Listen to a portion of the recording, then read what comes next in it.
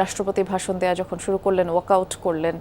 জামায়াত এবং এনসিপির যারা সংসদ সদস্যরা আছেন, এই ওয়াকআউট সম্পর্কে তাদের সাথে কথা হচ্ছে কিনা, তারা কি বললেন একটু বিস্তারিত করে জানাবেন আমাদের। প্রধান বিরোধী দল যে ওয়াকআউট করবে এই ইঙ্গিত কিন্তু অধিবেশন শুরুর প্রথম দিকে যখন বিরোধী দলের সংসদ সদস্যরা এই সংসদ অধিবেশনে যোগ দেওয়ার জন্য আসেন, তখনই কিন্তু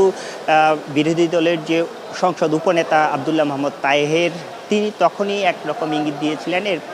পরে যখন সংসদ অধিবেশন শুরু হয় তখন শোক প্রস্তাবের সময় বিরোধী দলের যে হুইপ নাহিদ ইসলাম এনসিপির আহ্বায়ক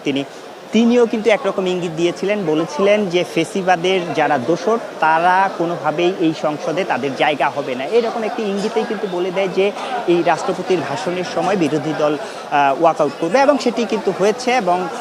রাষ্ট্রপতি যখন বক্তব্য দিতে উঠলেন, এর সঙ্গে সঙ্গেই বিরোধী দলের যে সংসদ সদস্যরা রয়েছেন সেই সংসদ সদস্যরা কিন্তু ওয়াকআউট করে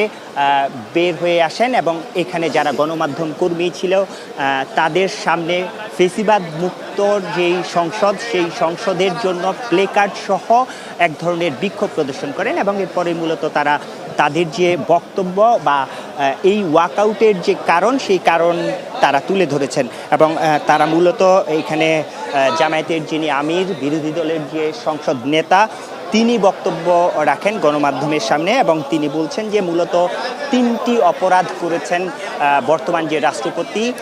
তিনি, সে কারণেই তার এই ভাষণের সময় তারা তাদের ভাষণ শুনতে চাননি, এবং এই কারণে তারা মূলত স্পিকারকে, নবনির্বাচিত যে স্পিকার সেই স্পিকার বরাবর কিন্তু তারা সেই অনুরোধটি জানিয়েছিলেন যেন